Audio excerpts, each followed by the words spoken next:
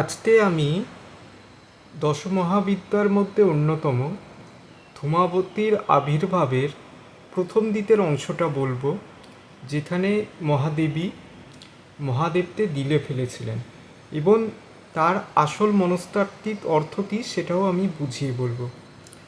তো বিষয়টা বলতে শুরু করার আগে গল্পটা একটু বলে নেওয়া প্রয়োজন, কারণ হয়তো আমাদের মধ্যে অনেকে গল্পটা নাও জেনে থাকতে পারে।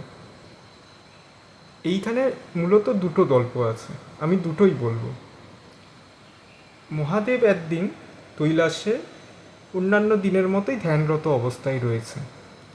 তো সেই সময় মহাদেবী পার্বতী তার কাছে আসলেন, কারণ তার ক্ষুধা পেয়েছিল এবং ভগবান শঙ্করের কাছে খাদ্যের জন্য প্রার্থনা করলেন, কারণ প্রত্যেকটা স্ত্রীর ভরণ পোষণের দায়িত্ব তার স্বামীর উপরে। তো মহাদেব তো ধ্যানে মগ্ন ছিলেন, সুতরাং তিনি দেবীর আসার বিষয়টা বুঝতে পারলেন না। তো দেবী অন্যান্য স্ত্রীর মতো স্বাভাবিকভাবে তার স্বামীর ধ্যান ভাঙ্গার অপেক্ষা করতে লাগলেন, কিন্তু মহাদেব এতটাই গভীর ধ্যানে লীন হয়ে দিয়েছিলেন যে তিনি সময় ধ্যান সম্পর্কে ভুলেই দিয়েছিলেন। তো দেবীর ক্ষুধা উত্তরোত্তর বাড়তে লাগলো এবং একটা সময় দিয়ে ধৈর্যের বাঁধ ভেঙে গেল। এবং কি হলো তার ফলে? হলো যে দেবীর মনে হলো যে তিনি পুরো জগৎ সংসারকেই খেয়ে ফেলবে। তিনি মহাদেবের দিকে তাকালেন, তিনিই তো জগৎ সংসার তৈরির কারণ। মহাদেবী তখন কী করলেন? ভগবান শঙ্করকে খেয়ে ফেললেন, খেয়ে নিজের ক্ষুধা নিবারণ করলেন। এটা হলো প্রথম গল্পটা।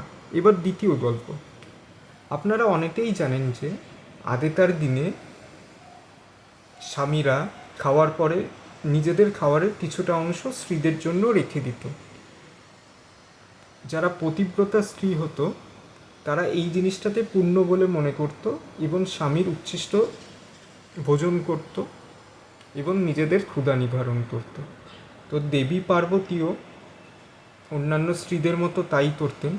মহাদেব প্রতিদিন খাওয়ার পরে কিছুটা খাবার দেবীর জন্য রেখে দিতেন এবং দেবী সেটা খেয়ে নিজের ক্ষুধা নিবারণ করতেন।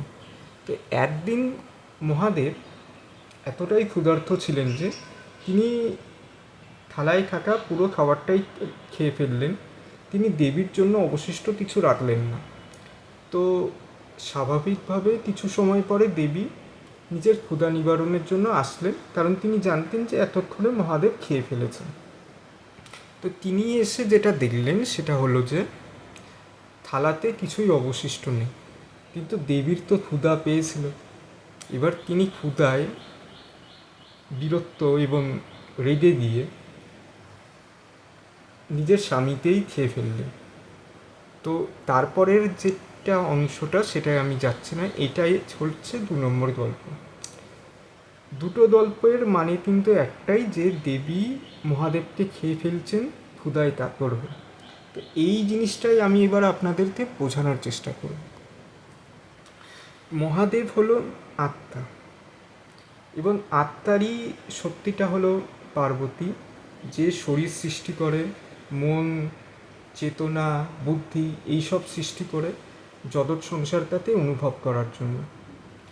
তো আমরা অনেক সময় এতটাই নিজেদের মধ্যে মগ্ন হয়ে যাই যে শরীরটার যেটা প্রয়োজনীয় জিনিস সেই জিনিসটা আমরা শরীরটাতে দিতে ভুলে যাই, যার ফলে কি হয়, একটা সময় পরে শরীরটা দুর্বল হয়ে পড়ে এবং আমাদের শরীরের মধ্যে অনেক রোগ ব্যাধি দেখা যায়, যার ফলে আমরা আস্তে আস্তে দুর্বল হতে থাকি।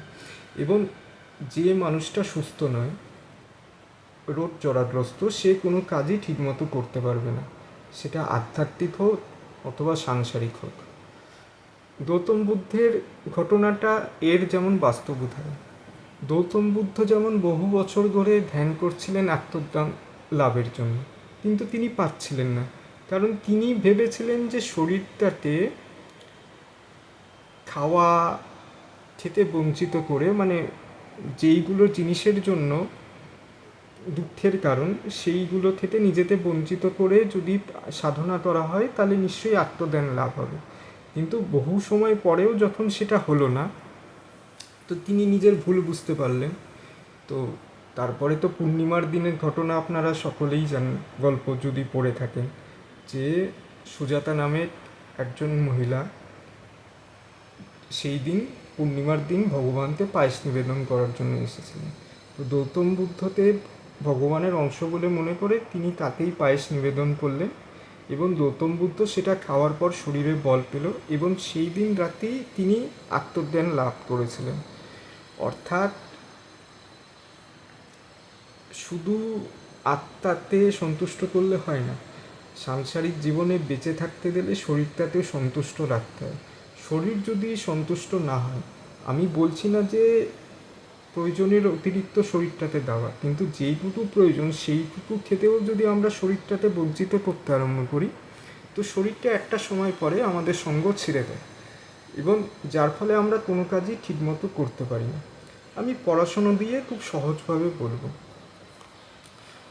অনেক মেধাবী ছাত্র আছে, আপনারা দেখবেন পড়াশোনায় এতটাই মগ্ন হয়ে যায় যে তারা ভুলে যায় যে খেতে হবে, স্নান করতে হবে, বা জীবনে আরও 5টা কাজ আছে যেটা করলে শরীরটা সুস্থ থাকবে। আর শরীরটাতে তো সুস্থ রাখা দরকার যদি পড়াশোনাটা ঠিকমতো করতে হয়।